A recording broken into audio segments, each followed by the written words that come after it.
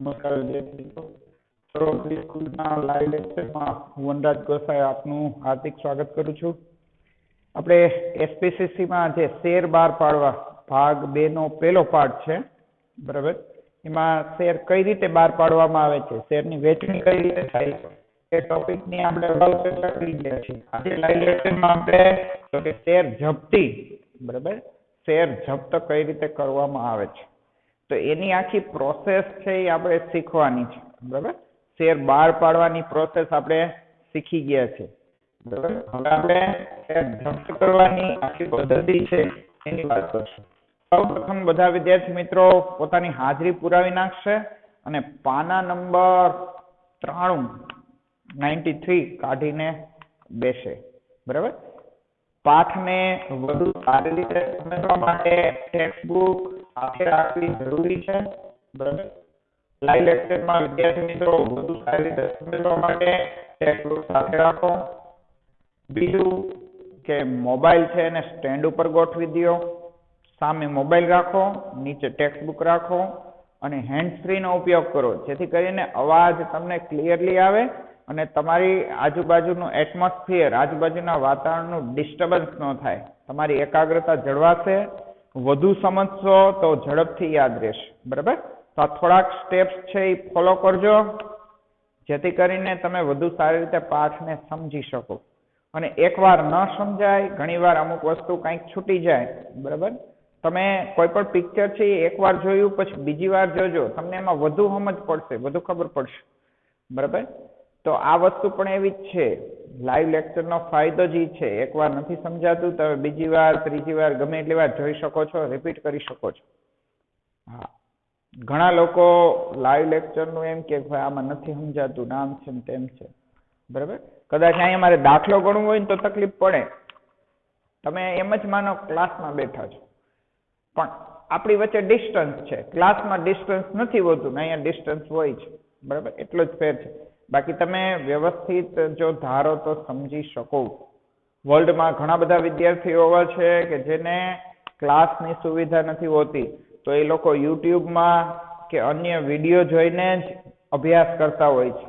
આ તો COVID-19માં બધાને ફરજિયાત ઓનલાઈન એજ્યુકેશન થઈ ગયું. બાકી ઓનલાઈન એજ્યુકેશનનું અસ્તિત્વ હતું જ, પણ ભણવાની અંદરથી ઈચ્છા હોવી જોઈએ તો એ ભણી શકે, બરાબર. ભણવાનું ઘણું બધું કન્ટેન્ટ તમને યુટ્યુબમાં મળી જ રહે છે, પણ તમારી ઈચ્છા હોવી જોઈએ. હા, ઘણા બધા લોકો યુટ્યુબમાં જોઈને તબલા, ગિટાર, સિતાર બધું શીખી જાય, બરાબર. પણ અંદરથી ઈચ્છા હોવી જરૂરી છે. જ્યાં સુધી અંદરથી ઈચ્છા જાગૃત નહીં થાય તમે નહીં શીખી શકો, બરાબર છે. અને લાભ લેવાનો છે આપણે. જે 70% જ કોર્સ છે, 30% ઘટાડ્યો, 30% કોર્સ હેલો કરી નાખ્યો છે. અઘરી વસ્તુ ઘણી બધી નીકળી ગઈ છે, બરાબર. તો આ પરિસ્થિતિનો આપણે સદુપયોગ કરવાનો છે. સારું, બહુ ભાષણ નથી દેવું, વળી એમ થાય કે આ લેક્ચરની અંદર લેક્ચર ચાલુ કરી દીધું, બરાબર છે. તો હાજરી પુરાવી નાખો, પછી આપણે આ ચાલુ કરીએ. 1 મિનિટનો સમય આપું છું, બરાબર. તૈયાર થઈ જાવ વ્યવસ્થિત.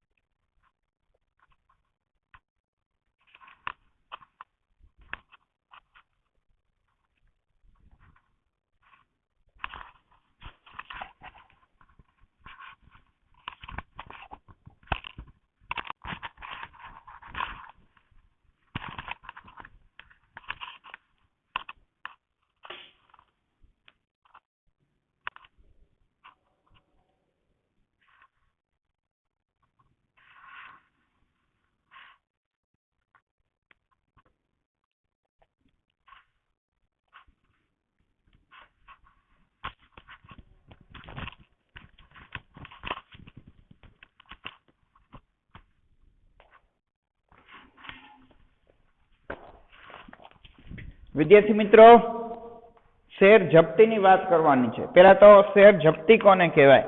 તો કે શેર જપ્તી એટલે તો કે શેર પર મંગાવેલો હપ્તો વસૂલ નહીં આવતા આખરના ઉપાય તરીકે શેર પર ભરાયેલ રકમ જપ્ત કરવી. બરાબર, શું કીધું છે? આખરના ઉપાય તરીકે શેર પર ભરાયેલ રકમ જપ્ત કરવી. અગાઉ આપણે ચર્ચા કરી છે કે શેર 10 રૂપિયાનો અથવા 100 રૂપિયાનો હોઈ શકે. એને 4 હપ્તામાં રકમ ઉઘરાવવાની છે. ચારેય હપ્તા 2.5 રૂપિયાના. 10 રૂપિયાનો શેર હોય તો 2.5 ના, 3-2 અથવા 2-3 એવી રીતના હપ્તા રાખી શકાય. અરજી વખતે પૈસા ભર્યા હોય, મંજૂરી વખતે ભર્યા હોય, પ્રથમ હપ્તો ભર્યો હોય પણ આખરી હપ્તો ન ભર્યો હોય અને ભરે જ નહીં તો પછી એના શેર જપ્ત કરવા પડે છે. બરાબર, પૂરેપૂરા 4 હપ્તા ભરવા એ શેર હોલ્ડરની જવાબદારી છે. પણ શેર હોલ્ડર પોતાની જવાબદારી અદા ન કરે, શેર હોલ્ડર પૂરા હપ્તા ન ભરે તો એના શેર છે એ કંપની જપ્ત કરી શકે છે.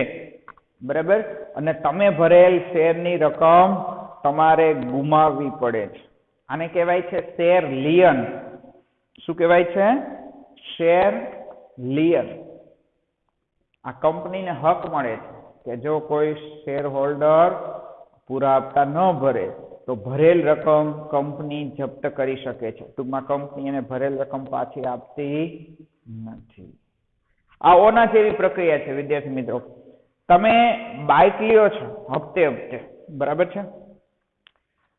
તમે 20,000 ડાઉન પેમેન્ટ ભર્યું અને 4,000 નો હપ્તો રાખ્યો. હવે તમે આવા 4 હપ્તા ભર્યા એટલે ચોખ્ખો 16,000 ઈ ને 20,000 ડાઉન પેમેન્ટ કેટલા થયા? 36,000. પછી ફાઇનાન્શિયલ કન્ડિશન તમારી ખરાબ થઈ, બરાબર, અને તમે ભરો નહીં પૈસા, બરાબર, તો તમારું બાઇક જાય ને તમારા પૈસા જાય. કંપની તમારું બાઇક જપ્ત કરીએ, તમારા પૈસા 36,000 ભર્યા ઈ જાય. ઈ બાઇક કંપની વાળા બીજાને તો કે 30-40,000 માં પાછું વેચી દે. 3-4 મહિના વાપરેલું બાઇક એવું બધું ખરાબ કન્ડિશન ન હોય, બરાબર, તો આરામથી 30-40,000 માં વેચાઈ જાય. તો કંપનીને શું થયું? તમારી પાસેથી 36 મળ્યા, બીજા પાસેથી 40 મળ્યા, એટલે 36 ને 40 76,000 જે બાઇકના કિંમત હતી એને વસૂલ થઈ ગઈ. કંપનીને કાંઈ લોસ ન ગયો. લોસ કોને ગયો? તો કે તમે રેગ્યુલર હપ્તા નો ભર્યા એટલે તમારું બાઇક આવી ગયું અને તમારા પૈસા આવી ગયા. કંપની છે એ બહુ હોશિયાર હોય છે, ઉસ્તાદ હોય છે, એને વિચારવા માટે જ માણસો રાખ્યા હોય.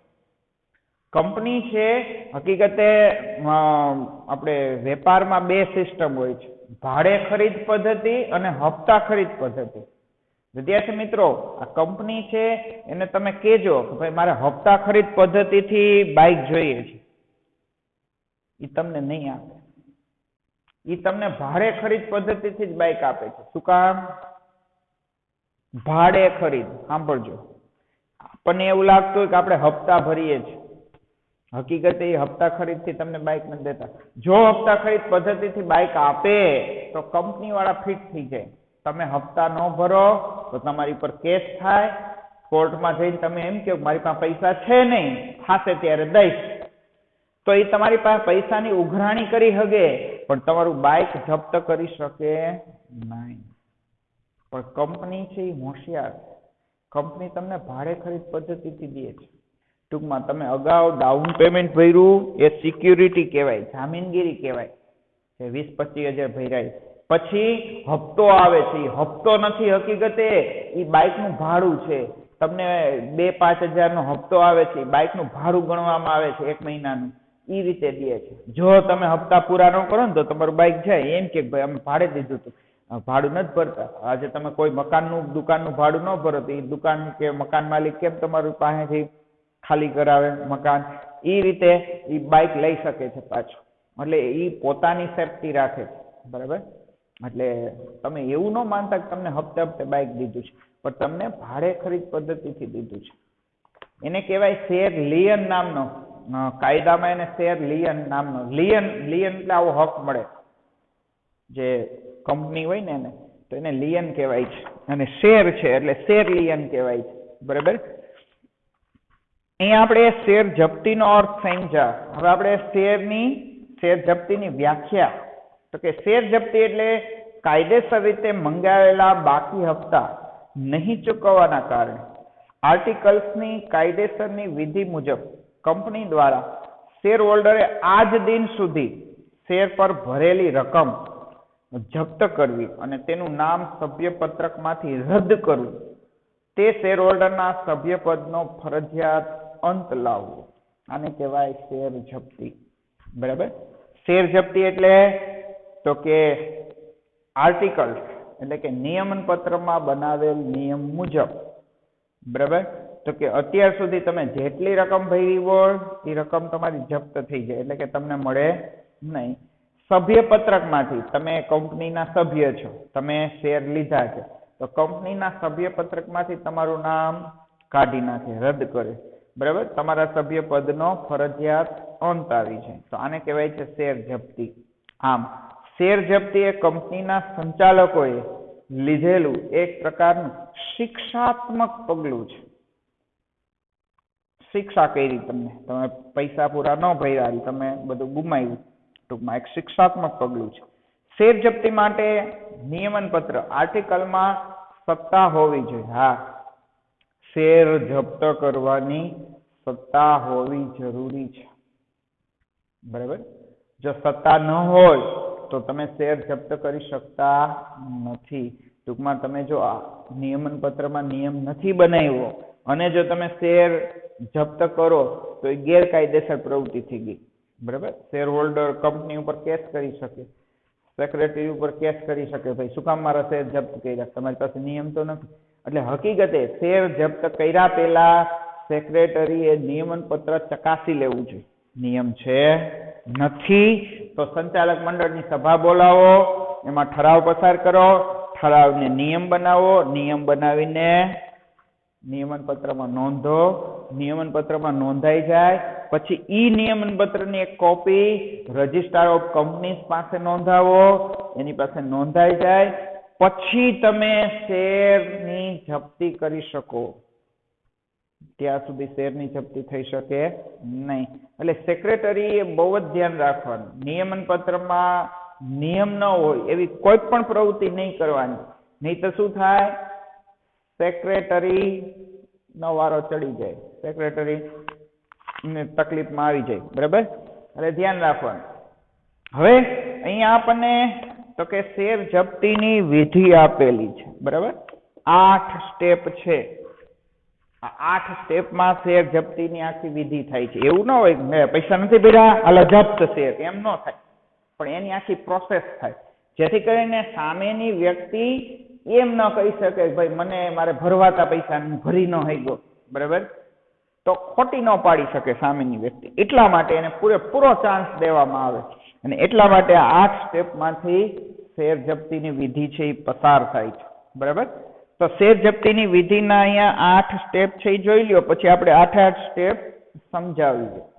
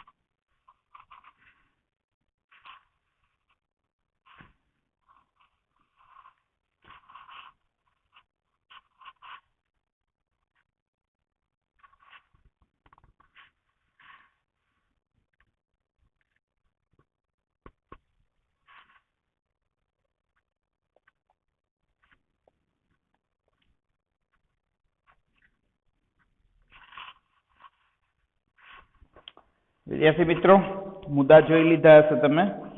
પેલું છે બાકી હપ્તાની યાદી તૈયાર કરવી. બરાબર. સેક્રેટરી બેંક પાસેથી મળેલ ભરણા ચિઠ્ઠી પરથી જે સભ્યોએ શેર પરના હપ્તાની રકમ ભરી ન હોય તેમની એક લિસ્ટ, એક યાદી તૈયાર કરે છે. બરાબર. શેર હોલ્ડરો હપ્તાની રકમ છે એ બેંક ખાતામાં નાખે છે, બરાબર, કંપનીના બેંક ખાતામાં નાખે છે અને બેંક ખાતામાં જેટલા પૈસા ભરાણા હોય એની ચિઠ્ઠી હોય, બરાબર. આજે તમે બેંકમાં પૈસા ભરવા જાઓ ને એટલે લાંબો કાગળ હોય છે, બરાબર. તો એમાંથી અડધો કાગળ બેંક વાળા તમને આપે ને અડધો એ રાખે.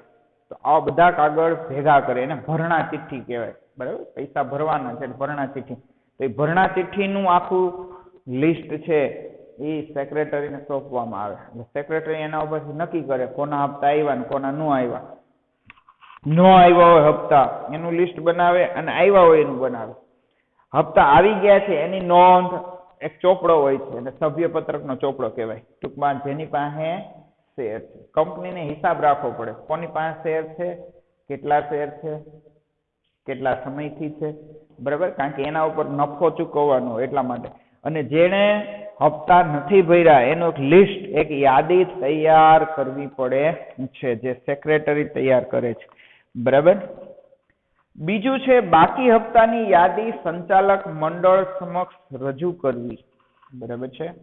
જે શેરના હપ્તા બાકી રહી ગયા છે, બરાબર, એની યાદી તો કે સંચાલક મંડળ સમક્ષ મૂકે છે કે ભાઈ આટલા શેર હોલ્ડરના હપ્તા બાકી છે. બાકી હપ્તાની યાદી તૈયાર થઈ ગયા પછી તે સંચાલક મંડળ સમક્ષ જરૂરી ચર્ચા વિચારણા કરી જપ્તીના નિર્ણય માટે રજૂ કરવામાં આવે છે કે ભાઈ આણે હપ્તા ભર્યા નથી, સમય વયો ગયો, બરાબર, તો શું કરવું, આના શેર જપ્ત કરવા ન કરવા, તો એ સંચાલક મંડળને નિર્ણય લેવાનો હોય છે, બરાબર. ત્રીજું સ્ટેપ છે સભ્યને સ્મૃતિ પત્ર મોકલો. સ્મૃતિ એટલે યાદ અપાવવાનું, બરાબર. જે સભ્યોએ નિયત સમય મર્યાદામાં બાકી હપ્તાની રકમ ભરી નથી તેમને સ્મૃતિ પત્ર મોકલવામાં આવે છે. ટૂંકમાં યાદ અપાવવામાં આવે છે તમારે હપ્તો ભરવાનો હતો, તમે ભર્યો નથી, તારીખ વહી ગઈ, હપ્તાની રકમ વ્યાજ સહિત ચોક્કસ તારીખ સુધીમાં ભરી દેવા જણાવવામાં આવે છે. પછી એમ કે ભાઈ 1 મહિનાની અંદર તમે હપ્તો ભરી દો તો વ્યાજ સહિત આટલો હપ્તો ભરવો પડશે, બરાબર. હજી ચાન્સ છે, હજી તમે પહેલી તારીખ તો વહી જ ગઈ છે પણ હવે બીજી તારીખમાં ટૂંકમાં મહિનાથી પછી પણ તમે વ્યાજ સહિત હપ્તો ભરી શકો છો. આવી એક નોટિસ, એક યાદી આપવી પડે કે ભાઈ તમે ઓલો હપ્તો ચૂકી ગયા, બરાબર, હવે વ્યાજ સહિત હપ્તો ભરવાનો છે, તમારે ભરવો છે હપ્તો, બરાબર. તો એક સ્મૃતિ પત્ર આવો લખવામાં આવે છે. ચોથું, અંતિમ ચેતવણી પત્ર મોકલવો.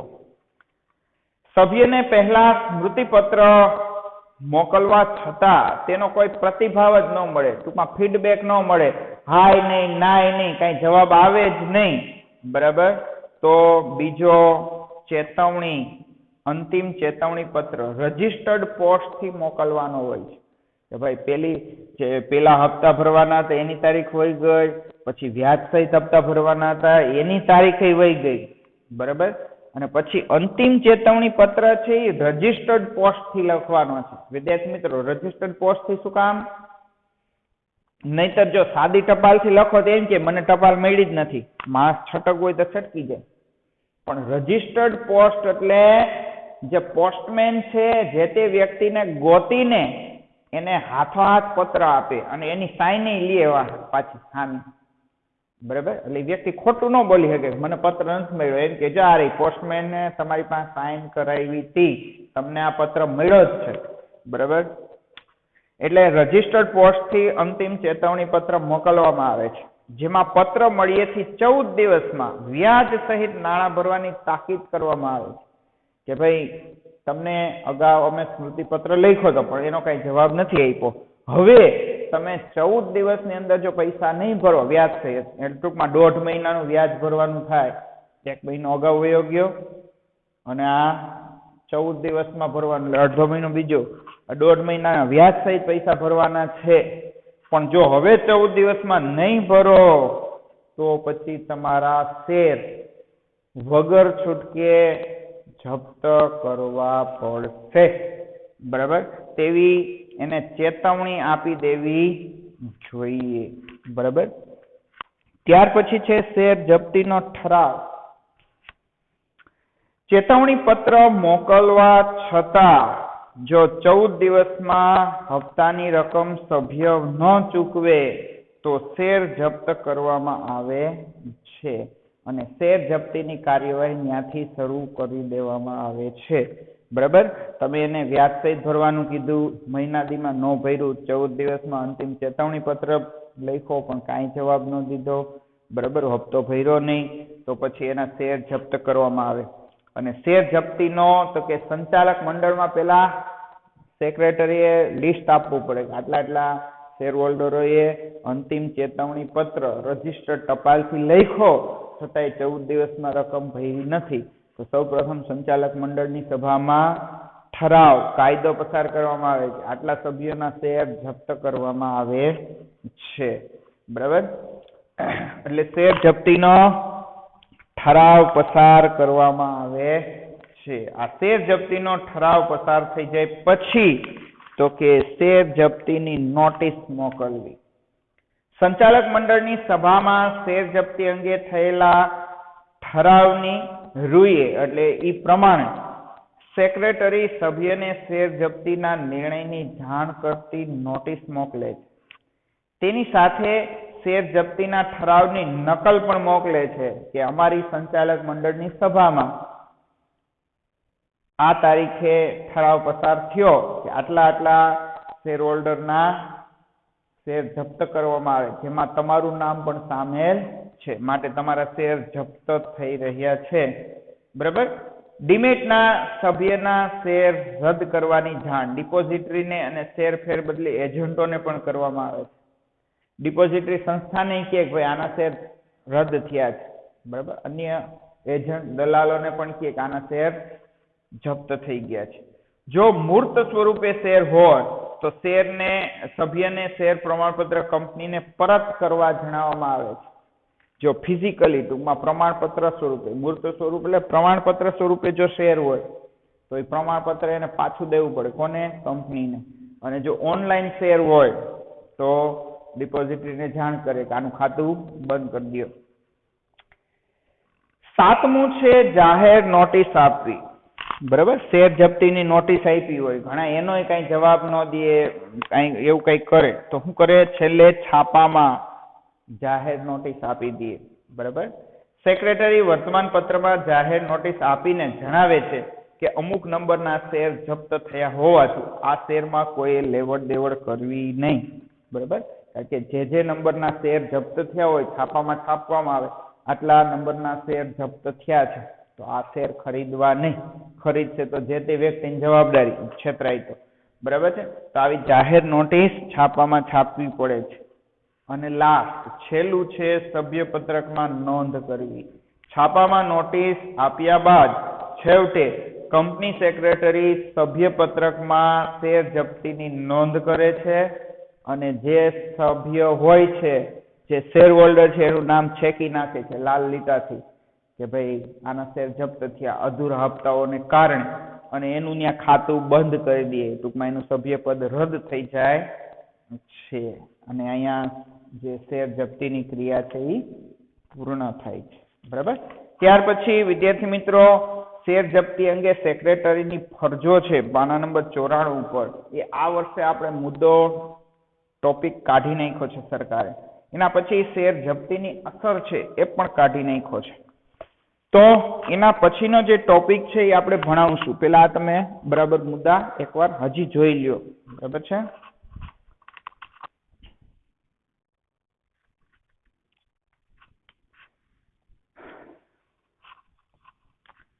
હવે આપણે નવો મુદ્દો છે શેર સોંપણી.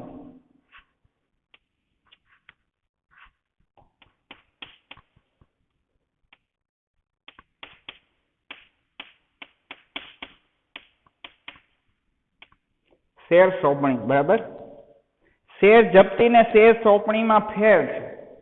સામાન્ય અર્થમાં શેર સોંપણી એટલે કંપનીને શેર પ્રમાણપત્ર પરત કરવા. આ ખ્યાલ મૂર્ત સ્વરૂપના શેરને જ લાગુ પડે છે. ઘણા શેર હોલ્ડર એવા હોય છે કે ભાઈ જેની ફાઇનાન્શિયલ કન્ડિશન ખરાબ થઈ જાય, એને ખબર હોય કે હવે હું શેરના હપ્તા ભરી શકીશ નહીં, તો એ સામે ચાલીને કંપનીને જાણ કરે કે ભાઈ મારી કન્ડિશન હવે નથી એવી કે હું શેરના હપ્તા ભરું, બરાબર. તો હું મારા શેર તમને સોંપી દઉં છું, એને શેર સોંપણી કહેવાય છે. બરાબર. જો કાગળનું તમને સર્ટિફિકેટ આપ્યું હોય તો એ સર્ટિફિકેટ કંપનીને પરત કરી દેવાનું. બરાબર. તો એને શેર સોંપણી કહેવાય છે. હવે શેર સોંપણીના સંજોગો ક્યારે ઊભા થાય? બરાબર. આવી પરિસ્થિતિ ક્યારે ઊભી થાય? બરાબર. તો અહીંયા આપણને 5 પરિસ્થિતિ આપી છે. પેલું છે શેર પ્રમાણપત્રમાં શેર ફેરબદલી અંગે નોંધ કરવાની જગ્યા ન હોય. નોંધ કરવાની જગ્યા ન હોય. વિદ્યાર્થી મિત્રો, જ્યારે નેટ નહોતું ત્યારે કંપની એક પ્રમાણપત્ર આપતી, તમારી પાસે આટલા આ કંપનીના શેર છે. હવે કોઈ વ્યક્તિ પાસે 1 લાખ શેર છે. બરાબર. કેટલા છે? 1 લાખ. હવે તમને એમ થાય કે મારે 1 લાખમાંથી 5000 શેર વેચી નાખવા છે. તો તમારે 5000 શેર વેચો ને એટલે પ્રમાણપત્ર તમારે કંપનીમાં મોકલવું પડે. કંપનીનો સેક્રેટરી પ્રમાણપત્રની પાછળ બાદબાકી કરીને સહી સિક્કા કરીને પ્રમાણપત્ર તમને પાછું મોકલે. તો તમારી પાસે 1,00,000 શેર હતા, તમે 5000 વેચી નાખ્યા, તો પાછળ લખે 1 લાખ શેર 5000 વેચી નાખ્યા, વૈધા કેટલા? 95,000. સેક્રેટરીની સહી અને કંપનીનો સિક્કો મારી દે. વળી અમુક સમય 6-7 મહિના પછી તમને એમ થાય કે મારે 10,000 શેર વેચી નાખવા છે, તો વળી પાછું કંપનીમાં પ્રમાણપત્ર મોકલવું પડતું. એટલે લખે 95,000 શેર માઇનસ 10,000 શેર જે વેચ્યા તમે. હવે કેટલા રહ્યા? 85,000 શેર. વળી પાછા કંપનીનો સહી ને સિક્કો મારી દે. બરાબર છે. હવે આવી રીતે તમે 5-6 વાર શેર વેચો તો શું થાય? પ્રમાણપત્ર પાછળ બાદબાકી અને સહી સિક્કાથી ભરાઈ જાય. હવે એમાં જગ્યા ન હોય. બરાબર. તો તમારે શું કરવું પડે? એ શેરનું પ્રમાણપત્ર પેઢીને કંપનીને સોંપી દેવું પડે અને તમને એ નવું પ્રમાણપત્ર કાઢી દે. હવે તમારી પાસે આટલા જ શેર રહ્યા. બરાબર. તો આ શેર સોંપણીના સંજોગોમાં પેલું કે એટલા માટે નોંધ કરવાની જગ્યા ન હોય. બીજું,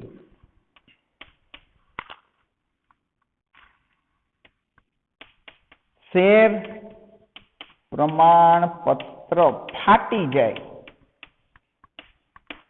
બરાબર. ઇન્ટરનેટ નહોતું ત્યારે પ્રમાણપત્ર ફાટી જાય, ખરાબ થઈ જાય, તો શેર પ્રમાણપત્ર નવું કઢાવવું પડે કંપનીમાંથી.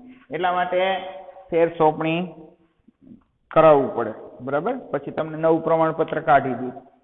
ત્યાર પછી ત્રીજું છે વાંચી શકાય તેમ ન હોય. પ્રમાણપત્ર વાંચી શકાય તેમ ન હોય. બહુ જૂનું પ્રમાણપત્ર, તમે 1960માં ટાટા કંપનીના શેર લીધા હોય, અટાણે એ પ્રમાણપત્ર એટલું ખરાબ થઈ ગયું, એનો કાગળ એટલો ખરાબ થઈ ગયો, વાંચી શકાય એમ ન હોય, તો તમારે બદલાવવું પડે પ્રમાણપત્ર. બરાબર છે. પછી છે ચોથું, એકત્રીકરણ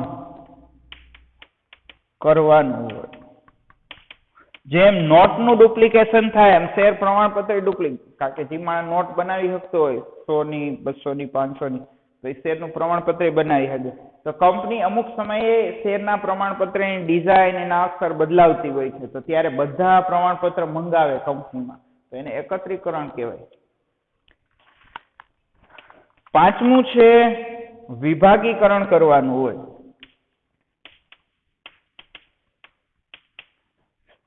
બરાબર.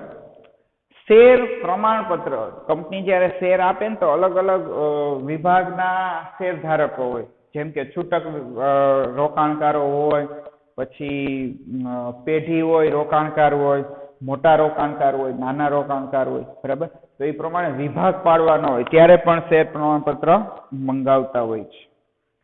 ત્યાર પછી વિદ્યાર્થી મિત્રો, આપણે શેર લિયનની વાત કરી હતી, તમને ખબર હોય તો હમણાં જ, છતાં એકવાર ફરી આપણે વાત કરીએ. શેર પર વિશેષ હકનો અર્થ સમજતા પહેલા લિયનનો અર્થ આપણે સમજી લઈએ. બરાબર. કોઈ પણ દેવાદાર વ્યક્તિ પોતાની જવાબદારી ચૂકવવામાં નિષ્ફળ જાય ત્યારે લેણદાર તેના નાણાં પેટે દેવાદારની મિલકત પર કબજો, વેચાણનો હક કે લેણું વસૂલ કરવાનો હક મળે, તેને લિયન કહેવાય છે. એટલે કે વિશેષ હક.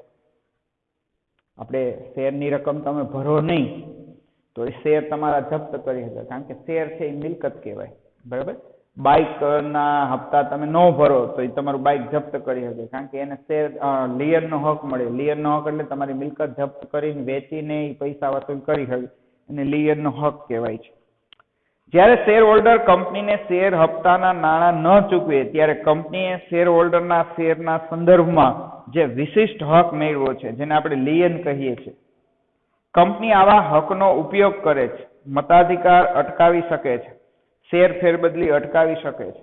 બરાબર, તમે હપ્તા પૂરા ન ભરો તો બધું અટકાવે તમારું. મત આપવાનો અધિકાર, જે ચૂંટણી થાય સંચાલકોને, એમાં તમે મત ન આપી શકો. બરાબર છે. ફેરબદલી, તમે વેચી ન શકો શેર જ્યાં સુધી પૂરા હપ્તા ન ભરો. ડિવિડન્ડ ન મળે તમને, બોનસ શેર ન મળે, બધું અટકાવી શકે. એને શેર લિયન કહેવાય. શેર હોલ્ડર શેર પર આપવા જોગ નાણાં ન ચૂકવે તેના સંબંધમાં કંપની શેર પર આવો વિશેષ હક ધરાવે છે, જેને શેર લિયન કહેવાય છે. બરાબર. ત્યાર પછી આપણો છેલ્લો ટોપિક, શેર ડિવિડન્ડ. બરાબર, શેર ડિવિડન્ડ કોને કહેવાય? ડિવાઇડ એટલે વેચવું, એના ઉપરથી ડિવિડન્ડ શબ્દ બન્યો. જેમ કંપનીની મૂડી મોટી હોય છે, કરોડો રૂપિયાની, અબજો રૂપિયાની હોય છે, આટલી મૂડી કોઈ એક વ્યક્તિ ન કાઢી શકે, એટલે કંપનીની મૂડીના નાના નાના ભાગ પાડ્યા, જેને શું કહેવાય છે? શેર. શેર એટલે ભાગ થાય. બરાબર, તો નાનો એવો ભાગ એટલે શેર. જેમ તમે નાના નાના ભાગમાં કંપનીમાં પૈસા ઇન્વેસ્ટ કરો છો, તો એ ઇન્વેસ્ટ કર્યા પૈસા, તો એનું વળતર તમને મળે, તો આ વળતરને ડિવિડન્ડ કહેવાય છે. બરાબર, ટૂંકમાં ડિવિડન્ડ એટલે નફામાં ભાગ. કંપનીના નફામાં તમારો કેટલો ભાગ, એને ડિવિડન્ડ કહેવાય છે. કરવેરા ચૂકવ્યા બાદ બાકી રહેતા નફાને વેચણી પાત્ર નફો કહેવાય છે. વેચણી પાત્ર નફા પૈકી કેટલોક નફો કંપનીમાં અનામત રાખવામાં આવે છે. બાકીનો નફો વધે તો શેર હોલ્ડર વચ્ચે વેચવામાં આવે છે, જેને ડિવિડન્ડ કહેવાય. કંપની વર્ષના અંતે બધા ખર્ચા ચૂકવે છે. બધા ખર્ચા ચૂકવા પછી જે નફો વધે છે એ શેર હોલ્ડરો વચ્ચે વેચે, તેને ડિવિડન્ડ કહેવાય. આમ ડિવિડન્ડ એટલે તો કે કંપનીના વેચણી પાત્ર નફામાંથી કંપની તેના શેર હોલ્ડરોને તેમણે ધારણ કરેલ શેરની વસૂલ આવેલ કિંમતના પ્રમાણના ભાગમાં જે રોકડ સ્વરૂપે, શેર સ્વરૂપે કે અન્ય સ્વરૂપે આપે તો એને ડિવિડન્ડ કહેવાય. ઘણીવાર અમુક કંપની છે એ રોકડા પૈસા આપે, અમુક કંપની શું કરે? શેરના બદલામાં શેર આપે. બરાબર, તમારી પાસે 100 શેર હોય તો એક શેર તમને એમ નામ આપે મફત. બરાબર, રોકડા રૂપિયા ન આપે, પણ એટલાના શેર આપી દે. બરાબર. ભારતમાં કંપનીના કાયદા મુજબ ફક્ત રોકડ સ્વરૂપે જ ડિવિડન્ડ વેચી શકાય છે. વિદેશોમાં એવું હોય છે કે ડિવિડન્ડ છે એ શેર સ્વરૂપે અથવા અન્ય સ્વરૂપે આપવામાં આવે, પણ ભારતમાં નિયમ છે 1956 ને 2013 ના કંપની ધારામાં કે રોકડ સ્વરૂપમાં જ નફો ડિવિડન્ડ આપવાનો. ડિવિડન્ડના બે પ્રકાર છે, વચગાળાનું ડિવિડન્ડ અને આખરનું ડિવિડન્ડ, એટલે કે વાર્ષિક ડિવિડન્ડ. વચગાળાનું ડિવિડન્ડ સામાન્ય રીતે અર્ધવાર્ષિક રીતે આપવામાં આવે છે, જ્યારે વાર્ષિક ડિવિડન્ડ વર્ષના અંતે વેચણી પાત્ર નફામાંથી ચૂકવવામાં આવે છે. હવે તો જો કે કંપનીઓ વચ્ચે હરીફાઈ છે, એટલે 3 મહિને પણ ડિવિડન્ડ જાહેર થાય છે, જેને ક્વાર્ટર કહેવાય, ક્વાર્ટર ડિવિડન્ડ. બરાબર. ડિવિડન્ડ ઇક્વિટી શેર હોલ્ડર અને પ્રેફરન્સ શેર હોલ્ડર બંનેને ચૂકવવામાં આવતું હોય છે. ઇક્વિટી શેર પર ડિવિડન્ડ આપતા પહેલા પ્રેફરન્સ શેર મૂડી પર નિશ્ચિત દરે ચૂકવાતા ડિવિડન્ડને પ્રેફરન્સ ડિવિડન્ડ કહેવાય. પ્રેફરન્સ ડિવિડન્ડ એટલે પ્રેફરન્સ શેર એટલે પસંદગીના શેર. બરાબર, ઇક્વિટી શેર કરતા પેલા પસંદગી મળે છે. તેમાં નફો મેળવવામાં અને જ્યારે કંપનીનું વિસર્જન થાય ત્યારે ઇક્વિટી શેર હોલ્ડરોને રકમ ચૂકવે એ પહેલા તો કે પ્રેફરન્સ શેર હોલ્ડરને રકમ ચૂકવવી પડે. એટલે ઇક્વિટી શેર હોલ્ડરની સરખામણીમાં પેલી પસંદગી મળે છે, એટલે એને પસંદગીના શેર અથવા પ્રેફરન્સ શેર કહેવાય. પછી કંપનીને નફો થાય કે ન થાય, પ્રેફરન્સ શેર હોલ્ડરોને જેટલા ટકા નક્કી કર્યા હોય એટલું ડિવિડન્ડ આપવું જ પડે. માનો કે 15% ડિવિડન્ડ નક્કી કર્યું, આ વર્ષે કંપની નફો ન થયો તો આવતા વર્ષે 15 ને 15 30% ડિવિડન્ડ દેવું પડે. બરાબર છે, એટલે એને પ્રેફરન્સ શેર કહેવાય છે. કાયદેસર રીતે ઇક્વિટી શેર હોલ્ડરો કરતા ડિવિડન્ડ મેળવવાનો પ્રથમ અધિકાર પ્રેફરન્સ શેર હોલ્ડરોનો હોય છે. તેથી વેચણી પાત્ર નફામાંથી પ્રેફરન્સ શેર ડિવિડન્ડ ચૂકવ્યા બાદ વધતા નફામાંથી ઇક્વિટી શેર પર ડિવિડન્ડ કેટલું ચૂકવવું તેની ભલામણ સંચાલક મંડળ દ્વારા કહે છે. સંચાલક મંડળ ડિવિડન્ડ સૂચવે કે ભાઈ 20% ડિવિડન્ડ જાહેર કરો, 18% કરો, 15% કરો. પછી જ્યારે વર્ષના અંતે સંચાલકોની મીટિંગ હોય, શેર હોલ્ડરોને વાર્ષિક સભામાં બોલાવવામાં આવે ત્યારે તો કે બહુમતીથી પસાર થાય ઠરાવ કે કેટલું ડિવિડન્ડ ચૂકવવું. બરાબર. આ ભલામણ કરેલ ડિવિડન્ડ શેર ડિવિડન્ડ કંપનીની વાર્ષિક સામાન્ય સભામાં શેર હોલ્ડર દ્વારા મંજૂર કરવામાં આવે. શેર હોલ્ડરો મત આપે કે ભાઈ કેટલું. સંચાલકો માત્ર સજેસ્ટ કરી શકે, સૂચવી શકે આટલું દઈ શકાય. બરાબર. હા, એનાથી વધારે શેર હોલ્ડર નો માગી શકે, એનાથી ઓછું માગી શકે. વધુમાં વધુ 30 દિવસમાં કંપની દ્વારા ઇક્વિટી ડિવિડન્ડની ચૂકવણી કરવામાં આવે છે. 1 મહિનાની અંદર બધા શેર હોલ્ડરને એનો નફો એટલે કે ડિવિડન્ડ મળી જ જવું જોઈએ. ન મળે તો તમે કંપનીને અરજી કરી શકો. કંપની જવાબ ન દે તો તમે કોર્ટમાં જઈ શકો. ઇક્વિટી ડિવિડન્ડ કંપનીના નફા ઉપર આધાર રાખે છે. કંપની માટે નાણાંની જરૂરિયાત ધ્યાનમાં લઈ સંચાલક મંડળ ડિવિડન્ડનો દર નક્કી કરે છે. કારણ કે બધાએ અલગ અલગ મૂડી રોકી હોય, કોઈ 1000 રોક્યા હોય, કોઈ 2000 રોક્યા હોય, કોઈ 2 લાખ રોક્યા હોય, કોઈ 2 કરોડ રોક્યા હોય, તો કેટલા પૈસા દેવા તો એટલા માટે ડિવિડન્ડ ટકામાં જાહેર થાય છે.